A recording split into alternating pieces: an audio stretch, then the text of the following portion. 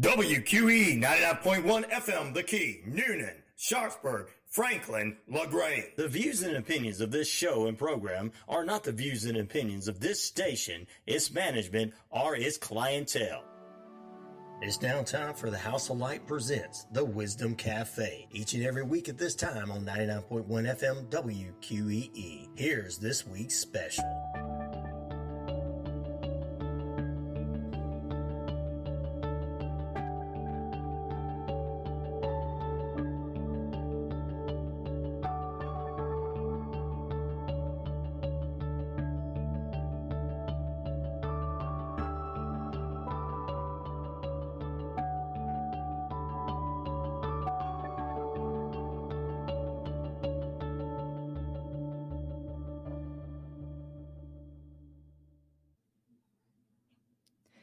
Hello, my friends.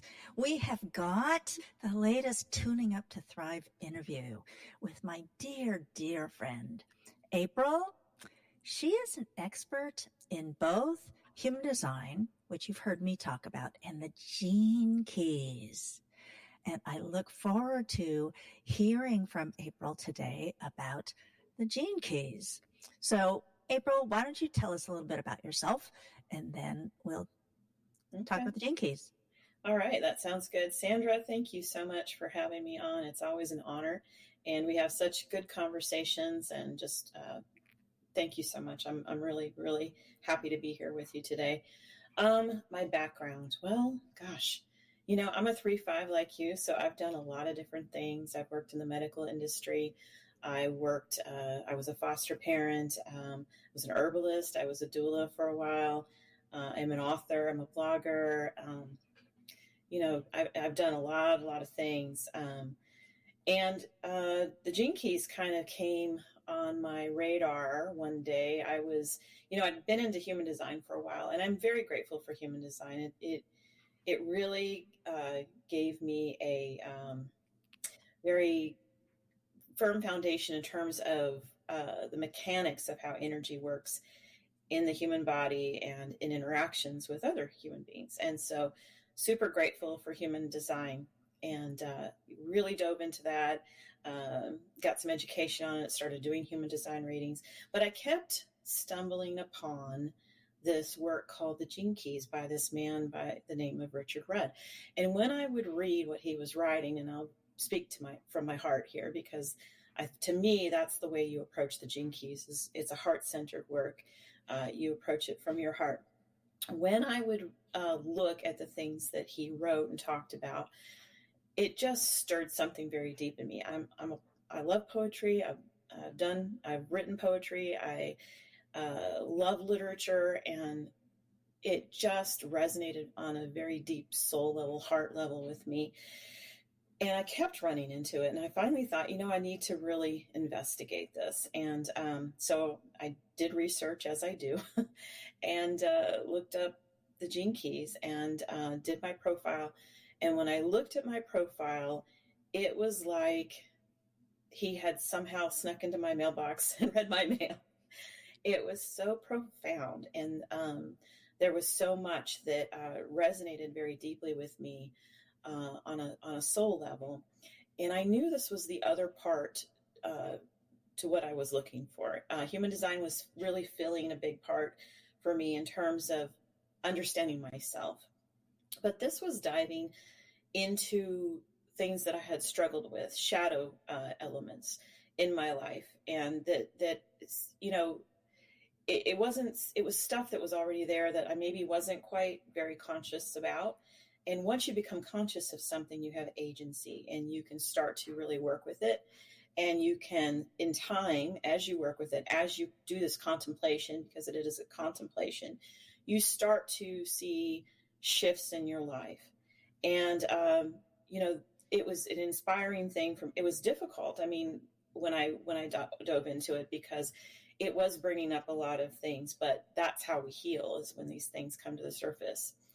And so I started to think, okay, well, maybe I would like to share this with others. And so I began the Guides program. And smack dab in the middle of the guides program, I ended up very ill and had a near-death experience. And it was phenomenal to me how the things I was going through at the time really, it was like this work of Gene Keys was not just happening on an intellectual level. It was happening in front of me for me to witness and to work out, almost like I was in a laboratory, and I was touching and feeling and seeing these things occur and becoming aware of them. And it is through that awareness that things started to shift and continue to shift in my life. So that's just kind of a little kind of short little bit about me and about how I got into the Gene Keys. Okay, so if you go to the Gene Keys website and you do a profile, you're going to see something like this. Okay, and this looks a little bit overwhelming, but what I recommend is go there, do your profile, but really download the PDF and read the paragraphs that come with this and see if you don't feel kind of a resonance as you read them. This is mine. This is my profile. And you can see this one up at the top here says life's work. This is a very thematic key for me. It's the 24. Okay. And in human design, this is gate 24, gate of returning. And here in the Gene Keys, it has 3 expressions. It can, in its shadow expression, it can express as addiction. In its, what we call the gift, which is in the shadow, it can express as invention. And in the city, which I would consider, I use the words like divine expression, it expresses as silence. And then the 0.3, that's the line, and that has further nuance about this particular key. When I look at the 24, for example, the only difference between a shadow and a gift is that it's not realized. You're not awake to it. You don't understand it. So I like to look. It's the best example I've seen about this particular one is that addiction is like a cycle you can't get out of. And I've definitely experienced that in my life. I mean, this really jumped out at me, whether it was work, whether it was exercise, whether it was food, all these things in my life that I would get into this almost obsessive kind of addictive behavior, even things that look really good. But there's a certain helplessness and hopelessness when you get into that cycle in it, or at least a perceived one. And you feel like you're going in circles around and around and around. Whereas invention is a spiral and it goes up and up and up. So you can see how the gift, once you realize, once you see what's going on, you have awareness around it, you can pivot and turn the shadow into a higher expression, which is the gift. So each of these, like this top one is green. So anything in green would be considered the activation sequence, which is one sequence that I work with people. And so you would approach it one at a time. So the activation sequence has 4 different keys here. And then, so that's about your 4 prime gifts. These are huge things in your life that you tend to live out, whether you're aware of them or not. And then there is the Venus sequence, which is the second sequence, which is all about almost karmic imprints that we kind of are born with. We come into the world with that impact our relationships and how we relate to others. So the Venus sequence, all about love. It really is the heart of this work. If once you get to the Venus sequence, you hopefully have allowed or gotten used to contemplation. And so it goes easier, but it's very, very revealing. And again, you kind of get to see this happen in your relationships as you interact with people, as you interact with the world. You see these things come up. I could definitely see my 5 here in my EQ, which is emotional intelligence, with impatience. And that was in the shadow there. I could definitely see that in my life and in my relationship with my husband. And our shadows tend to kind of play. So April, so give us examples of how understanding this actually helps me manage things like my relationships in my life, like Okay. practical. Okay, I'm going to give you a practical example from my own life that I discovered. So we in the Venus sequence we have what's called the Eden loop. Okay, and this is a way of relating to people where you trigger each other's shadows. So you, for my husband and myself, and maybe in other relationships, there is this sequential triggering. So I become reactive based on something I perceive he did, and then he turns around and becomes reactive based on what he perceives I did. And it's a loop. It's called the Eden loop, okay? When you start to see this occur, and for me it was my impatience with him or immaturity with him, and when I would notice it, I then could change the pattern. So rather than become reactive at what I perceived to be some sort of something he was doing to me and seeing myself as a victim, I could take responsibility for what was happening on the inside of me, not for what he was doing or what I thought he was doing, but for what was happening on the inside of me. And I could pause, I could take a moment and slow down, and then I would not react. When I was ready, when it was correct, when I was calm, I could respond to that situation. So what it does is it points out, oh, April, you are in conflict. You might become impatient. You might become immature. This might pop up for you. Can you notice that? And once you do, can you pause before you react? So this is what the Venus sequence, it's one of the many things the Venus sequence kind of taught. We can't, if we don't have an awareness about what's on the inside of us, we really are subject to reactivity. We really can't stop ourselves. Human beings in general are pretty innocent because they're pretty unaware a lot.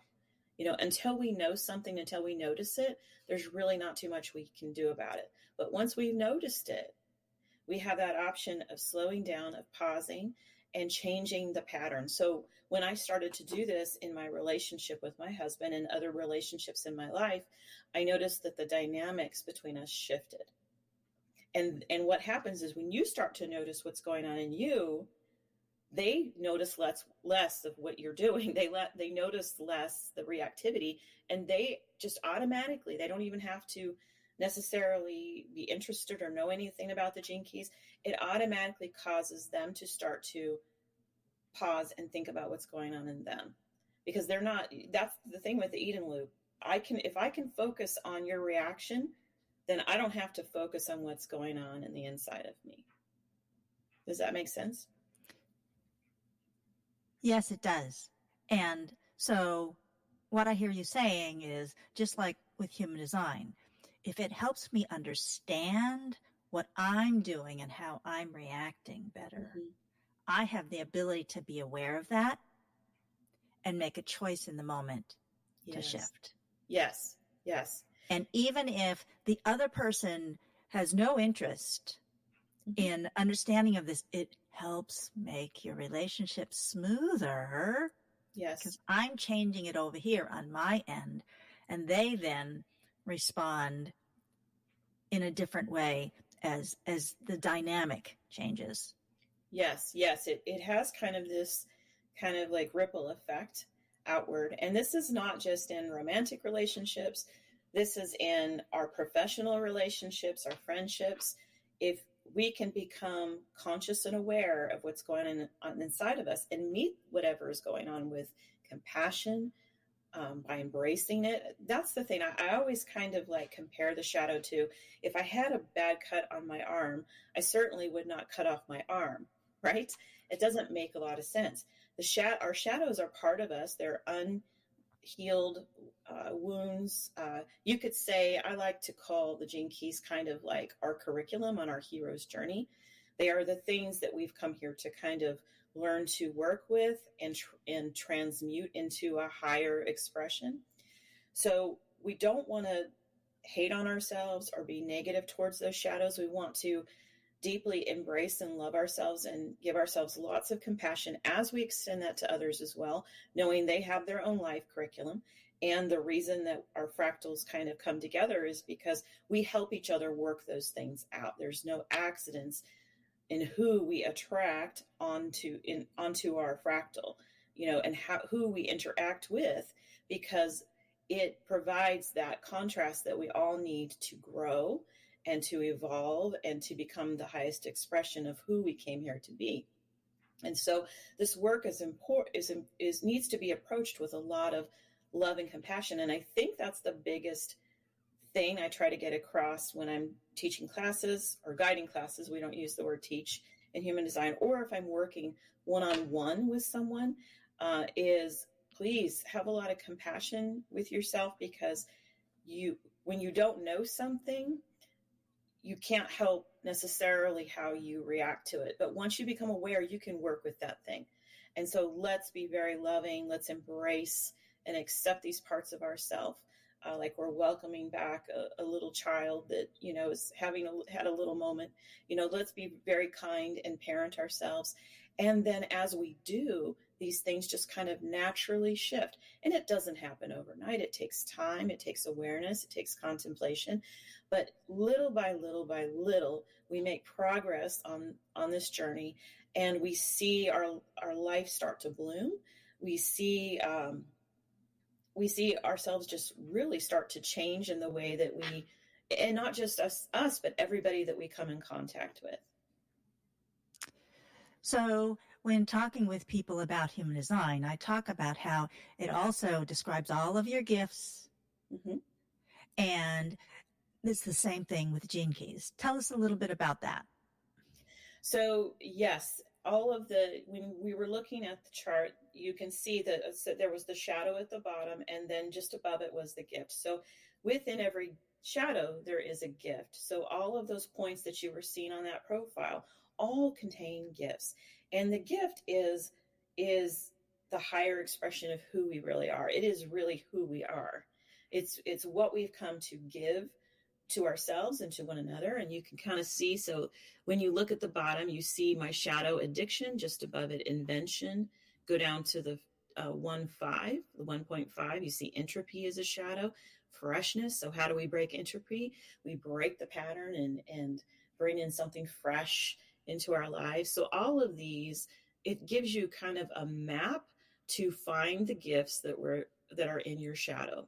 Instead of this kind of, bad, good paradigm where we beat ourselves up for our shortcomings, we look within ourselves, within those shortcomings, what we perceive to be shortcomings, and we find these beautiful gifts.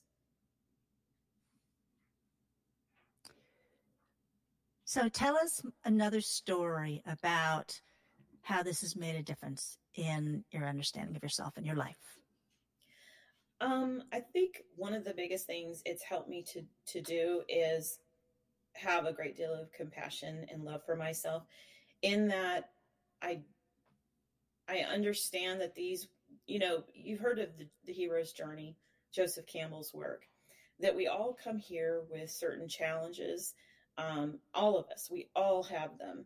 And we always think that we're the only ones. We're the only ones that are struggling or facing difficulties.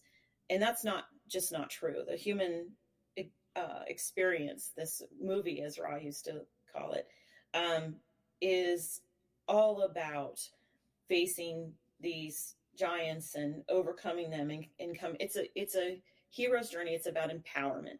So what's difficult oftentimes is we can always kind of diagnose the problem. Okay, I have a problem with this. Okay, but the diagnosis itself is not necessarily enough to always overcome them.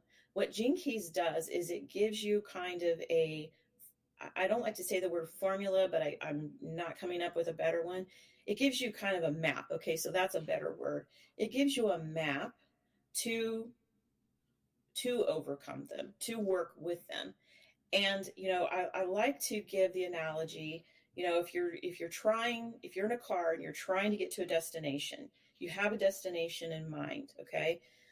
It's your cities. Let's say it's the highest expression of who you are. It's the divine expression of who you are. The shadows are just like those cars on the side and behind you. You have to have an awareness of them, but you don't want to focus on them to the point that you crash your car. So when you work with the gene keys, it really does come down to having self-compassion and self-love and being able to have that awareness without condemning yourself. And I think that's, I've done shadow work before. Um, I have a history of working with Mondo and Renzai Zen, and those are very wonderful systems to work with. But there is almost kind of this that's bad or that's wrong kind of feeling that comes along with it, and it's kind of counterintuitive. It actually, you can't, if you have a lack of compassion and you deal with those things as if you're bad or wrong, it's almost like it just amplifies the expression of that thing. Whereas if you can learn to just hold awareness around it, through that awareness over time, these things just kind of naturally transmute. And I think that's the biggest thing for me, was to stop kind of moralizing my imperfections, if that makes any sense, and just approach them with, okay, yes, I see you. I see that you're coming up once again, and I'm going to love myself no matter how this turns out. And little by little by little, it's less of an issue, because I'm regarding these difficulties, these things I struggle with, as something to be paid attention to.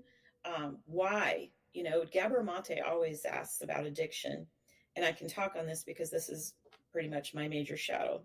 It's my life's work. Why the addiction? Not, why is it? Where is the pain coming from?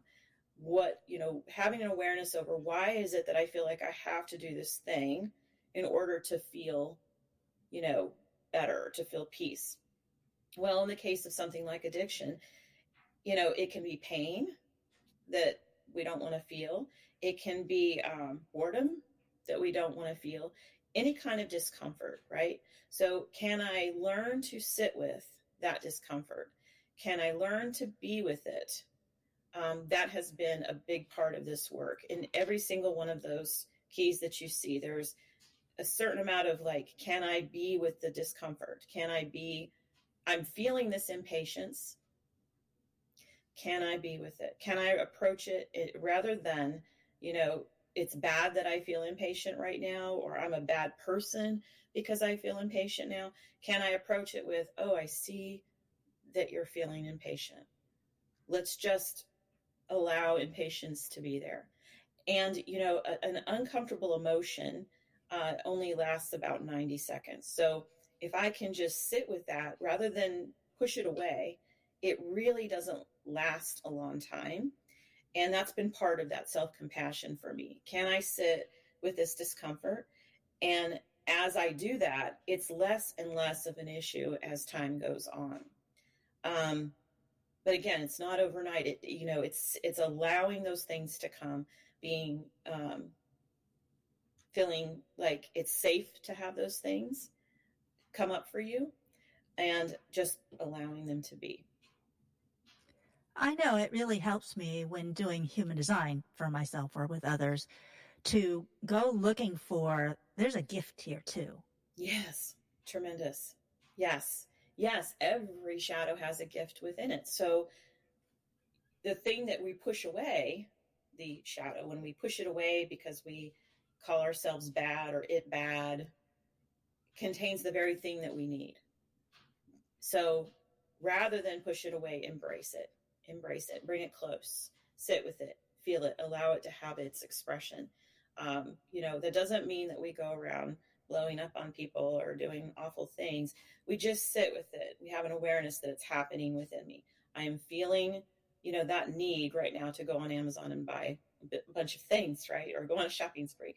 I'm feeling like I want to go in and have that chocolate cake, all of it, or whatever it might be, just I'm feeling it, admitting it to ourselves, letting it be there, allowing it to be there, and then watching as we allow it to pass on through.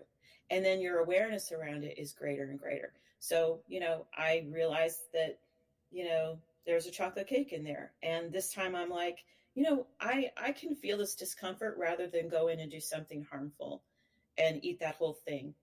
I can just allow myself to feel this right now. And it's not that bad. There's a part of the subconscious that looks at anything painful as something to be avoided. And I understand that.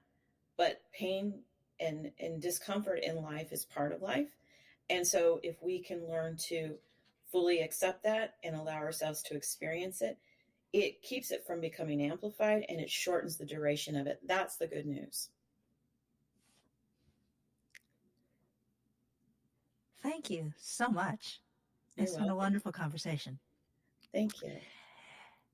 How can people connect with you if they want to know more? Well, I have a young adult child that was very kind to set up a link tree with me. And so it's you can find everything, all of my sites and places and spaces right there on that link tree. And it's link tree. It's got a little period between the R and the E / April Novoa. And my last name is spelled Novoa. And that will give you my website. It will give you my Substack. I write on Substack. It'll give you my podcasts. I have a Spotify platform. I've got a YouTube platform, and then of course Substack. And so you can find all of my relevant details and places to reach me at my link tree. So it's / April Novoa, which is my last name. And there will be a link to that with the video. Thank you so much. So do you have a last message that you want to leave people with?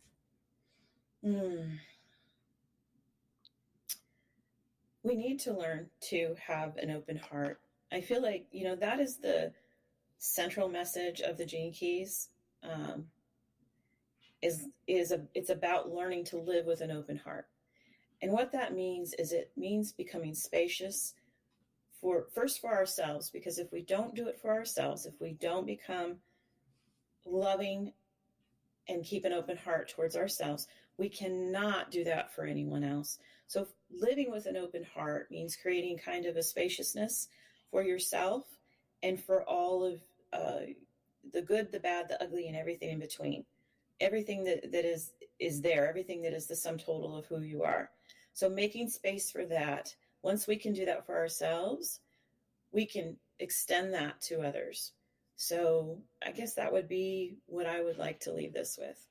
Open your heart towards yourself, love yourself, even the parts that maybe aren't pleasing to you or might be tripping you up, and then you can extend that to others, but do that work first.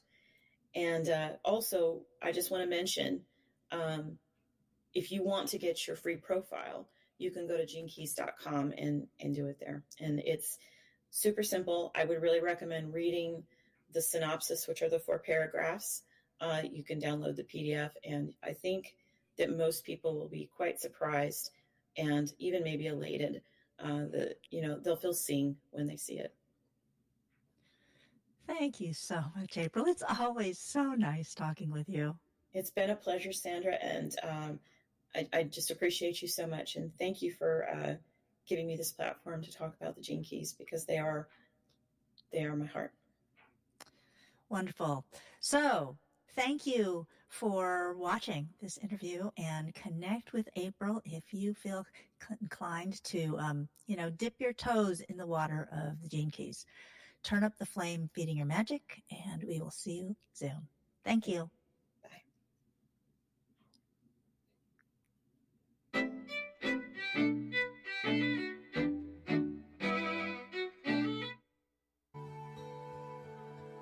You've been listening to the House of Light presents the Wisdom Cafe on 99.1 FM WQEE. The House of Light, a wellness center at 29 Jackson Street here in Newnan, is a place for people to relax and find true healing. For additional information, 407-414-6711.